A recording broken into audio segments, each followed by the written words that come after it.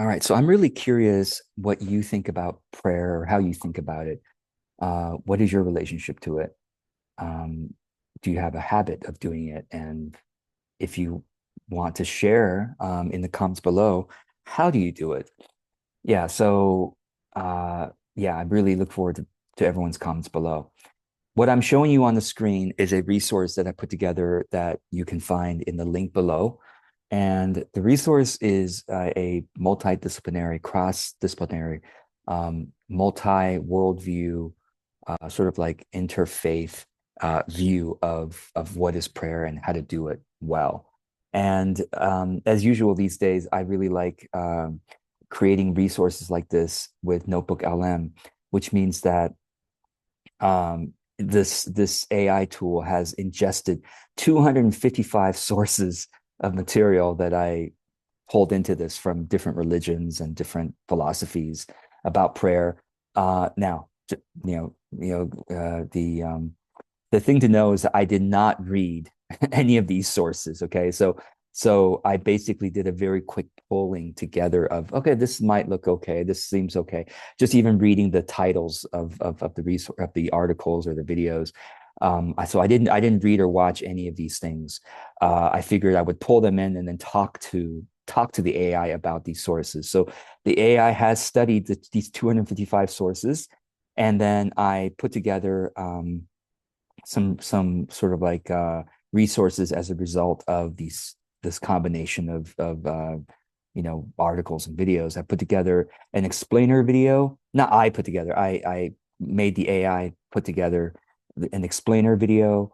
So if you click, so the sources on their left hand side, if you actually want to look at them, you can by clicking on them, and by clicking on them, you can actually scroll down and actually read. Well, I don't know what all that's about, but it first gives you, after loading a little bit, it gives you a summary of that source. And then if you want to scroll down further in the bottom window, you can actually read it. And then to finish and collapse it, you can click on close source view and then go on to the next one and see what that's about if you want to. Anyway, but there's a lot there. I think what's more efficient is to chat with the AI about what the sources teach and any curiosities you have about it and things like that. On the right hand side, like I said, I put together some resources, so you can click on this one. This one is an article based on, I queried the AI about, all right, so what do we do? Like, how do we actually pray based on all of these multidisciplinary understanding of it? And I saved the AI chat as a response here that you can read if you want to. This is a video. If you click on it, it's an actual video. I'm not going to play it right now, but it's an 8-minute video that I thought was a pretty good summary of, well, I didn't read everything, but it's a pretty wide ranging understanding of prayer. So I thought it was pretty cool.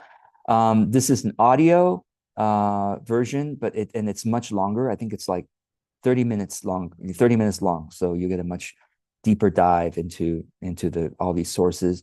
This is a written report. What is prayer? Just to try to understand all these sources. This is a debate, which I think I listened to and I thought was interesting too. This is an audio debate about whether prayer is more of an internal focus, like, you know, creating a state of being, or is prayer more about, getting the external movements right so that it creates something in the world. Anyway, so that was interesting. This is another report. I think just another way of thinking about the sources. And then finally, there's a mind map here that you can play around with, and you can expand the mind map, or you can click on it to start a chat about that exact topic. So that's kind of cool. Expand it or start a chat by clicking on the topic itself. And then prompts are what did I use? What did I use to create the reports and the audios and things, just so that you know what went into it. Okay, so having said all that, I now I'll stop the screen share. Like you can see here that the chat is really, it's like, it's like ChatGPT. Most of you have used ChatGPT, so it's like ChatGPT, except it's going to be focused on giving you answers from these 255 sources. You can ask it anything you want. Here are some suggested questions that you can go through, or just ask it anything. So with that, I will stop the share, and I will first. I have some folks joining me live for this presentation, so I'm going to give the live folks some minutes to kind of look through things, think about. So I invite you to. So here's my prompt for you, right? And then I'll share my responses to this prompt. The questions for you are: one, um, what is your relationship to prayer? Okay. And you could share in the comments below if you want to. It's optional, of course.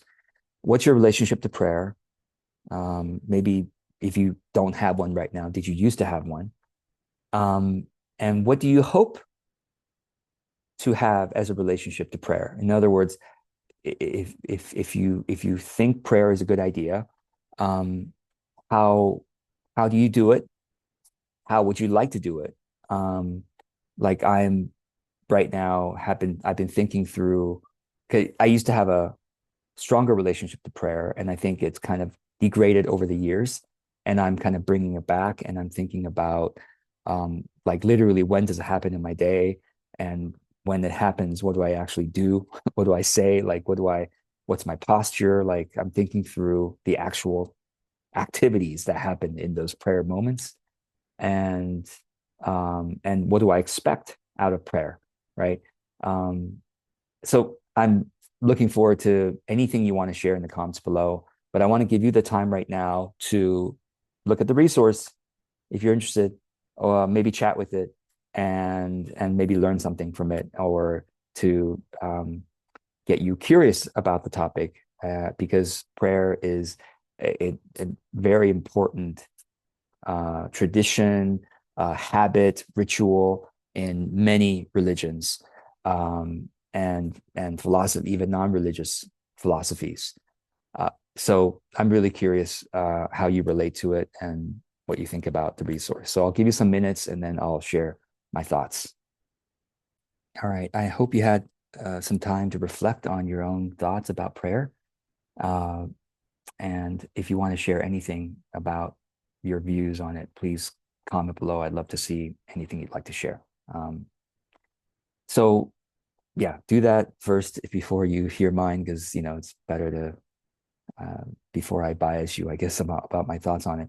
So okay, here's I I brief background. I grew up in Taiwan, which is and being brought into temples to use incense to pray for good grades, and may my father's business do well, and may my grandparents have good health and things like that. And so that was my sort of like formative years of prayer. Is and also we had an altar at home, to at least my grandparents had an altar at home to the ancestors. So we would, they put food there, and they pray for. Uh, I perceive I was so young, I don't remember, but I perceive that they were always just praying for good fortune, health, freedom from catastrophe, that kind of thing. And so that was the introduction to prayer in my life. And then I became in high school, I got converted into evangelical Christianity. So I became a fundamentalist Christian, Billy Graham crusade type of Christian. And so prayer became much more, I think, nuanced, honestly, and much more deeper.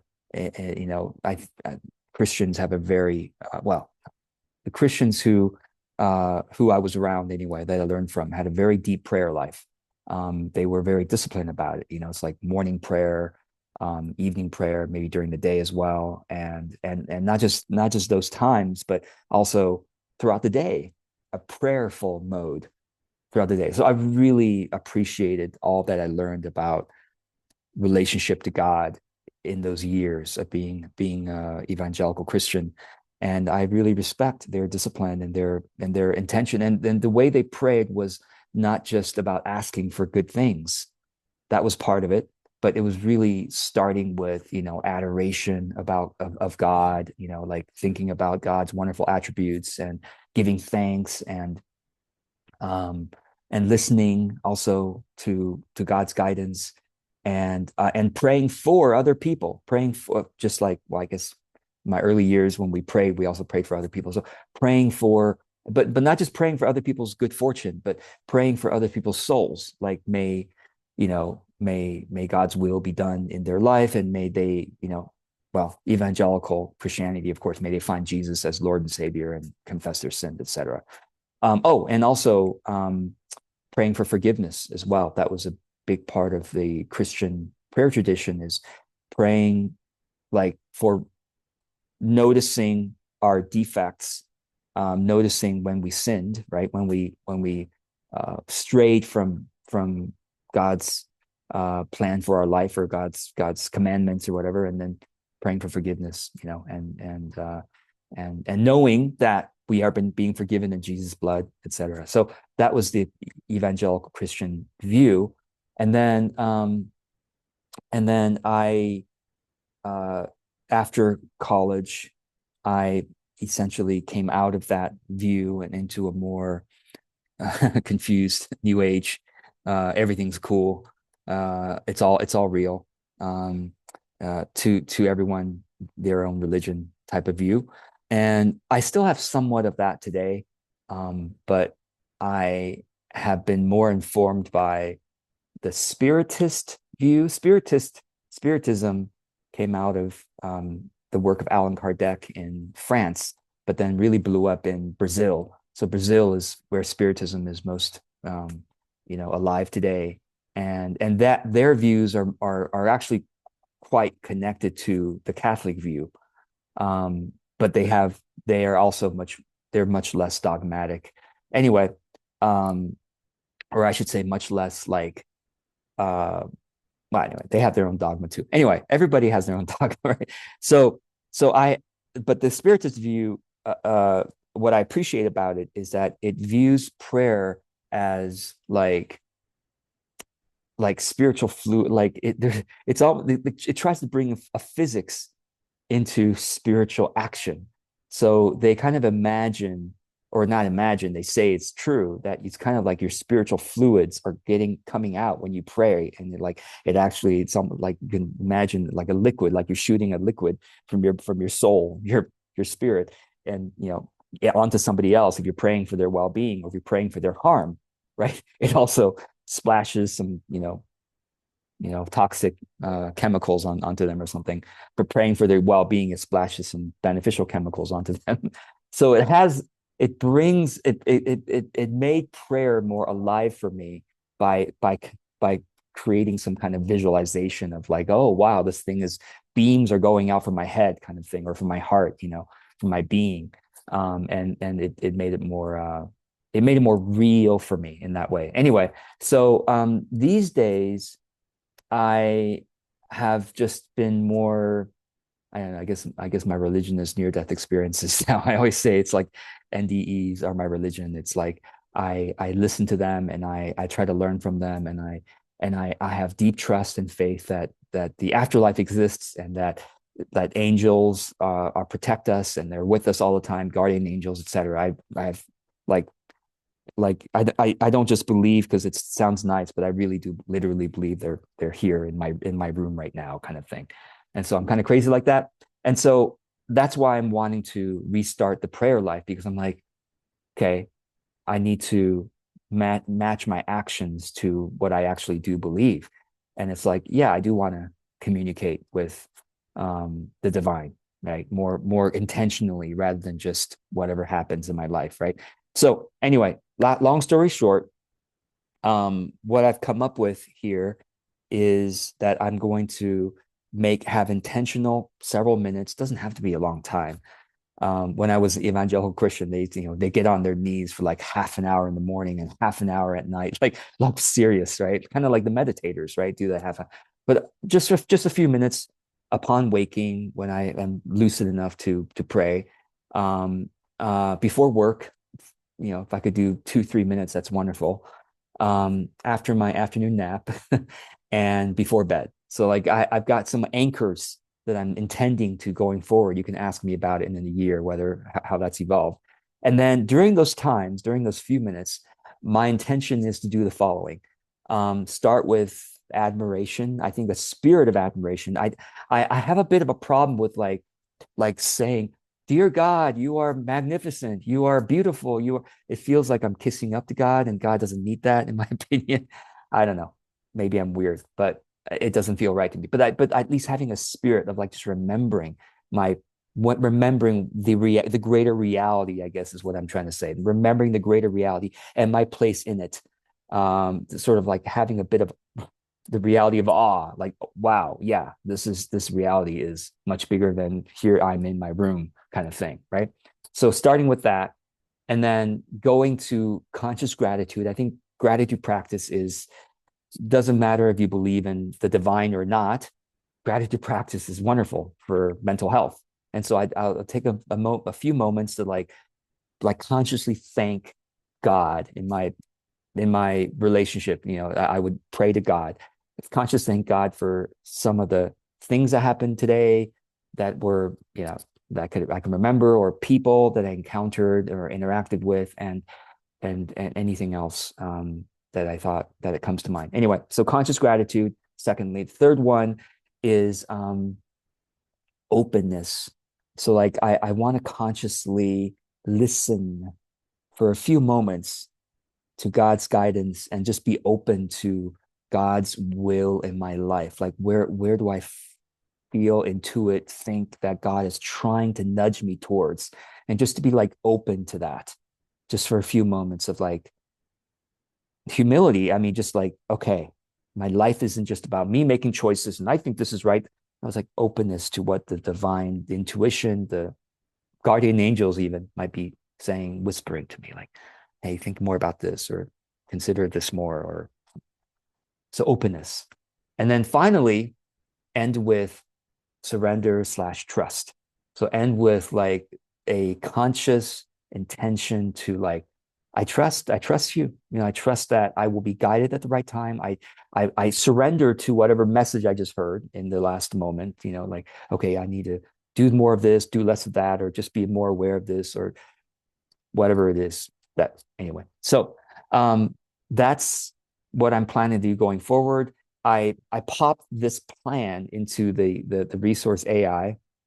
So what does the sources, how might the sources critique this plan, and how to improve on it? And it said basically you're missing one major part. Of many of the sources say that confession, confession has been a major part of prayer for multiple traditions. Um, and confession is sort of like being open to noticing where you might be straying, right? And how and consciously like saying I'm sorry for that, or please forgive me for that, and having an intention to do better, right? I think it's very healthy. And I guess I'll try to build that into my openness time, like openness to guidance, how I can live more in alignment with the highest, most beautiful will for my life, kind of thing. So anyway, I'm really open to your critique too about this plan, how I can improve on it.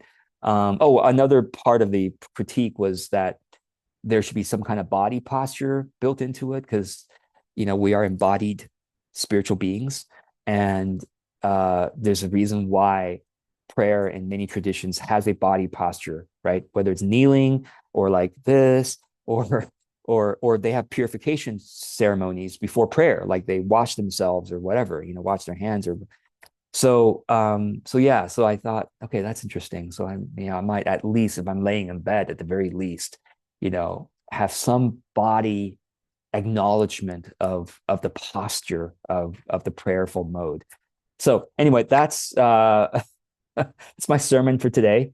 And I look forward to your thoughts on how you're going to be relating to prayer, if anything, going forward.